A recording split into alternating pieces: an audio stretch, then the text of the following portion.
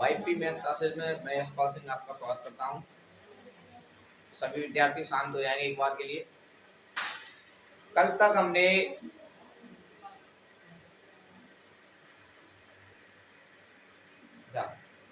हमने चतुर्भुज के प्रकार के बारे में अध्ययन किया था।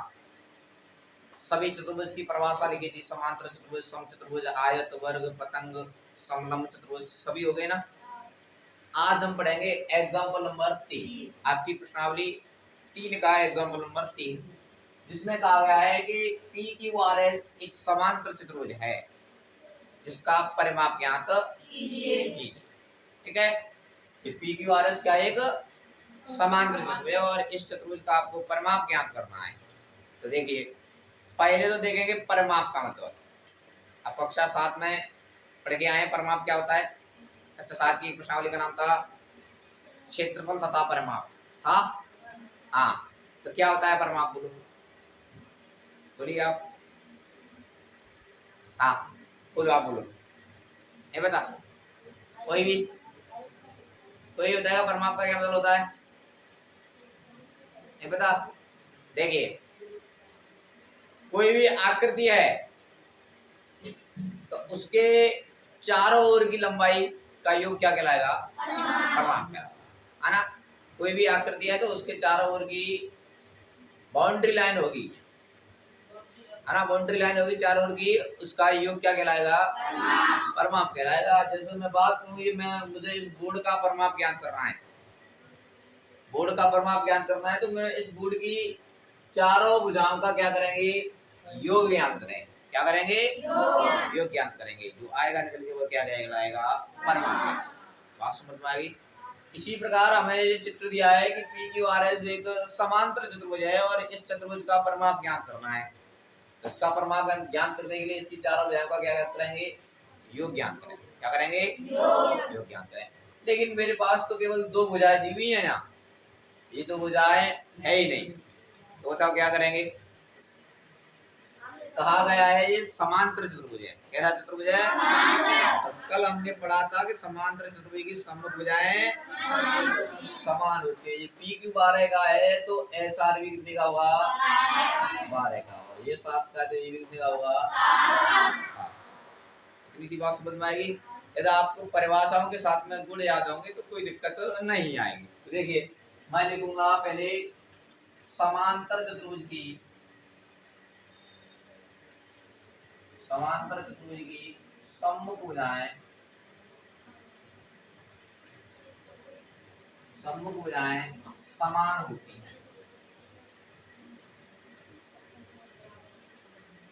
समांतर चतुर्भुज की सम्मुख भुजाएं कैसी होती हैं, समान। तो पी क्यू बराबर क्या हो जाएगा, ऐसा, इसका मान कितना, 12 सेंटीमीटर। और क्यू आर बराबर हो जाएगी पी एस के, जिसका मान कितना, 7 सेंटीमीटर। अब बात की जाए पी क्यू आर एस का परिमाप, तो क्या होगा परिमाप में चारों भुजाओं का योग। तो देखिए, P Q plus Q R plus R S plus P S. ठीक है, तो पी क्यू का मान कितना, 12 प्लस क्यू आर का मान 7, और आर एस या एस आर का बात की होगी, ध्यान रखना ये आर एस का आ जाए व एस आर का आ जाए। ठीक है, तो कितना, 12। पी एस का मान कितना, 7। देखिएगा 12 और 12 कितना हो जाएगा, 24। 24 और 7 कितना होगा, 31। 31 होगा 38 सेंटीमीटर। इस समांतर चतुर्भुज का परिमाप कितना हो जाएगा, 38 सेंटीमीटर। बोलो, बात समझ में आई, तो देखें। हाँ, ये ये अच्छा, देखो, समांतर चतुर्भुज की सम्मुख भुजाएं समान होती हैं। तो ये 12 की है, तो ये भी 12 की होगी। इसका नाम क्या है, पी क्यू। पी क्यू बराबर ऐसा, तो पी क्यू बराबर बराबर 5 ऐसे लिखा है ना। क्यू आर, ये रहा, क्यू आर के बराबर क्या होगा, पी एस। क्यू आर बराबर होगा पी एस के। अभी हाल मैंने बताया था चतुर्भुज का मतलब चारों भुजाओं का योग, P Q plus Q R plus R S plus P S. P Q का मान 12, क्यू आर का मान 7, आर एस का मान 12, पी एस का मान सबको जुड़ेंगे तो बस आ गया। अब लिखो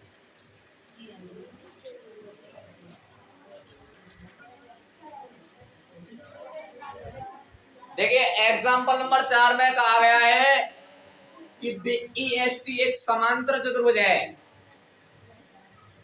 ये बात बताई गई है कि बीईएसटी एक समांतर चतुर्भुज है तो एक्स वाई तथा जेड के मान ज्ञात कीजिए। पहले प्रश्न समझ में आना चाहिए कि हमारा प्रश्न क्या है, तब क्या बात ज्ञान करनी है। इतनी सी बात समझ में आई। तो देखिए अब समांतर चतुर्भुज कहा है तो हमें समांतर चतुर्भुज की परिभाषा और गुणों से संबंधित बात काम में आएगी। इसीलिए मैंने कल बोला था, और जिन विद्यार्थियों ने कल की क्लास नहीं ली है तो पहले वो कल की क्लास देखेंगे, तब आज की क्लास अच्छे से समझ में आएगी। ठीक है। अच्छा, मैंने बताया था समांतर चतुर्भुज के सम्मुख कोण समान होते हैं, बताइए था ये। तो सम्मुख कोण समान होते हैं तो 100 के सम्मुख कोण है एक्स का मान कितना होगा 100। बात क्लियर समझ में आई? हाँ, तो देखिए ये बात लिखनी होगी कि समांतर चतुर्भुज के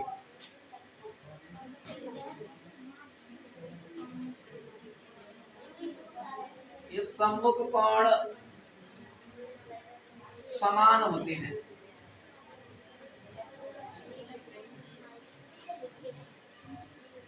भाई परेशान मत करो, अपने हिसाब से जो करना है वो करते रहा करो, बस जब समझा रहे हैं तो समझ लिया करो, है ना।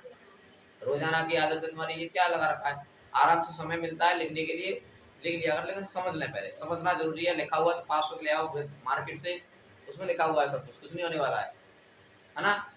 देखिए समांतर चतुर्भुज का सम्मुख कोण समान होते हैं और एक्स का मान कितना हो जाएगा, फिर बोलो 100 हो जाएगा। ठीक है।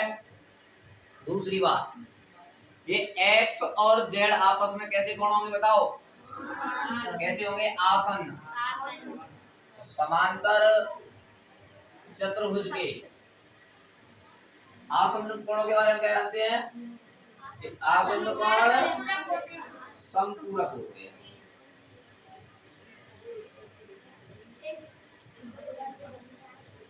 समपूरक का क्या अर्थ होता है, तो 100 और जेड को जोड़ेंगे तो कितना आएगा 180 आएगा। ठीक है। आसन्न कोण समपूरक होते हैं, 100 और जेड आसन्न कोण है, तो इनको जोड़ेंगे तो आएगा 180 और 100 उधर जाएगा तो क्या हो जाएगा माइनस का हो जाएगा और जेड बराबर हो जाएगा 80। बात समझ पाई। बाई के लिए देखिए ये आपकी क्या है, एक सरल रेखा, क्या है सरल रेखा के बारे में क्या जानते हैं, पर बने कोण 180 डिग्री के होते हैं। 180 के होंगे, बाई प्लस जेड बराबर 180, लेकिन मेरे पास जेड का मान कितना है 80 बराबर 180, तो ये 80 कर जाएगा तो क्या कर जाएगा माइनस का, तो y बराबर कितना बचेगा 100। तो मैं कह सकता हूँ कि x का मान 100 आया था और y का मान भी 100 और z का मान 80। बोलो बात समझ में आई? आई। देखो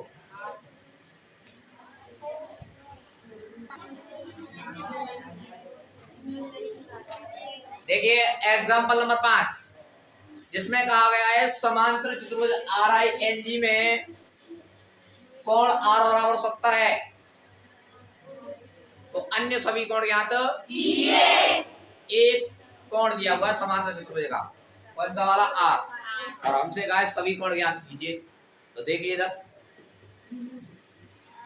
एक तो बात जानते हैं कि समांतर चतुर्भुज के आसन्न कोण, समांतर चतुर्भुज के आसन्न कोण, आसन्न कोण समपूरक होते हैं।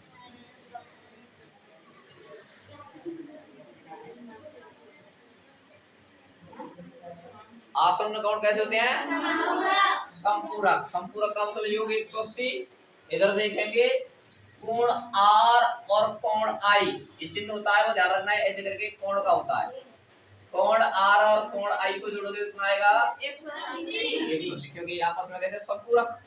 तो R का मान 70 है प्लस कोण आई बराबर 180। अब ये 70 उधर जाएगा तो क्या हो जाएगा, माइनस का हो जाएगा, कितना बचेगा 170। आई का मान कितना हो गया 180। तो बात समझ में आ गई नहीं आई? अच्छा देखो देखो, हाँ वो एम का मतलब है अंदर का कोण दिया हुआ है, आप परेशान होने की आवश्यकता, ठीक है। और एम कोण आर लिखा है तो इसका अर्थ है, आप समझा रहे हैं, एम कोण आर लिखा हुआ है इसका मतलब जो अंदर का कोण है आई आर में वो कितने का 70, परेशान होने का है। अच्छा समांतर चतुर्भुज के आसन्न कोण संपूरक होते हैं, तो ये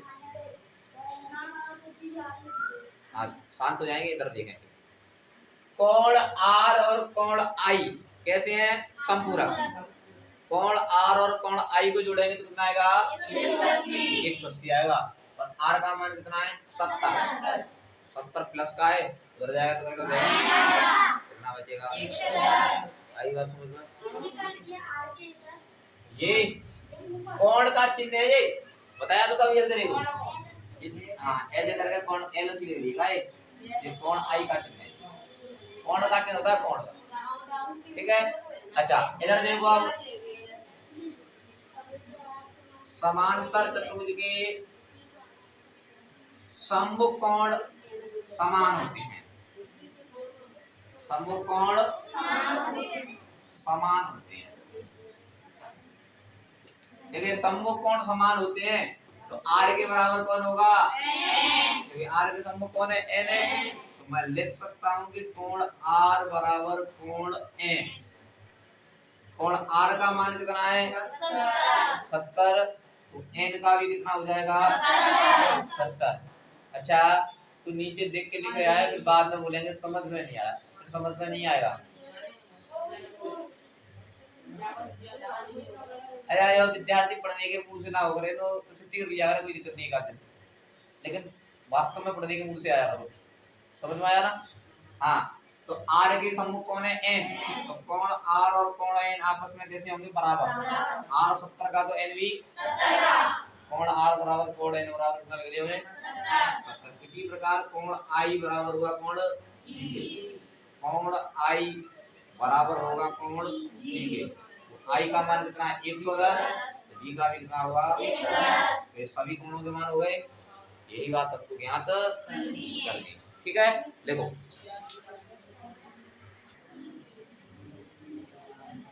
एग्जांपल नंबर 6 में कहा गया है कि HALP एक समांतर चतुर्भुज है, गौर से देखना, HALP एक समांतर चतुर्भुज है जिसमें OE बराबर 4 सेंटीमीटर, OE का हो जाएगा, ये देखा हो जाएगा OE 4 सेंटीमीटर, और फिर आगे कहा है कि HLPE से 5 अधिक है, क्या कहा गया है इसको कौन सा बना, HLPE से 5 अधिक है, तो HL का मान है वो काय के बराबर है PE से 5 अधिक का, तो मैंने 5 जोड़ दिया, यानी कि HL है वो PE से 5 अधिक है, तो HL बराबर कर देगा ये PE प्लस 5 अधिक का, कैसे PE से PE में 5 जोड़ दिया तो क्या मिल जाएगा मुझे HL मिल जाएगा।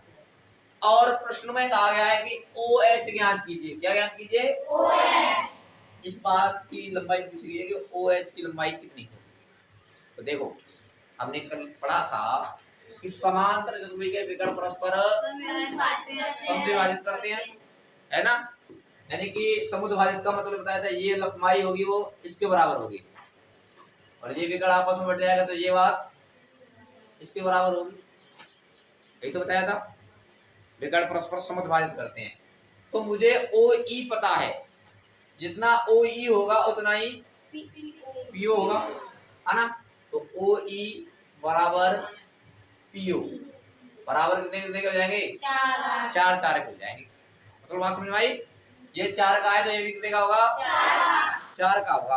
अच्छा ये 4 का ये 4 का, लेकिन मैं बात करूं HL की पूरे की, तो HL कितने का हो जाएगा 4, अच्छा जुड़ गया भैया, 4 प्लस 4 बराबर 8 हो जाएगा। हाँ ये 4 सवाल में दिया है और कैसे आइए दिखाते हो, देखो OE बराबर 4, OE बराबर कितना 4। OE 4 का है तो ये भी कितने का हो जाएगा और सॉरी HL लिखा है जी, क्या होगा जबकि PE होगा, क्या होगा PE। हाँ तो PE कितने का हो जाएगा 8 का हो जाएगा। अरे सीधी सीधी सी कहानी ये है कि ये 4 का है तो ये भी 4 का है तो ये पूरा कितने का हो जाएगा 8 का हो जाएगा। बात समझ में आई। अब हमें क्या दिया है कि HL है वो PE से 5 अधिक है, यानी HL बराबर PE प्लस 5। तो HL बराबर PE का मान कितना आ गया 8 और 5, तो HL बराबर कितना हो जाएगा 8 और 5 13 होता है 8 और 5। हाँ दोबारा समझेंगे। देखो अभी सवाल नहीं हुआ है, जब तक मैं ये ना कहूँ कि लिखो तब तक कहाँ भागती हो आप, लिखने के लिए भागती हो, कंप्लीट नहीं हुआ है। इधर देखो हाँ, यानी कि ये 4 का दिया है तो ये भी कितने का हो जाएगा 4 और 4। फिर कहा गया है कि HL है वो PE से 5 अधिक है, तो PE का मान 8 आया है और बात 5 ज्यादा है तो 8 और 5 कितना हो जाएगा। लेकिन हमें पूछा क्या गया है OH, क्या पूछा गया है OH, यानी कि OH पूछा गया है। अच्छा OH देखो, OH और OL आपस में कैसे होंगे बराबर बराबर होंगे, तो ये दोनों मिलाकर कितने के 13 के, तो आधे आधे हो जाएंगे। कैसे जाएंगे आधे आधे, तो मैं लिख सकता हूँ कि OH बराबर क्या होगा 1/2 H है।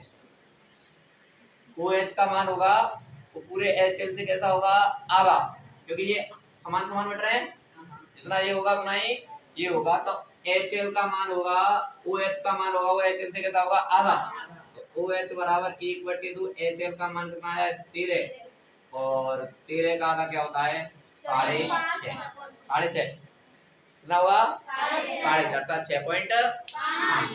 हाँ ठीक बात है। एक बार दोबारा देखेंगे, OH है और OL है आपस में कैसे होंगे बराबर बराबर होंगे, लेकिन मैं इतनी सी बात करूंगी OH है वो पूरे से कैसे होगा आधा, तो OH बराबर आधा होगा कहते HL। HL का मान कितना है 13, 13 में 13/2 मतलब क्या हो जाएगा, ये नहीं आया 13 कम 13/2 का मतलब 6.5। बात समझ में आई।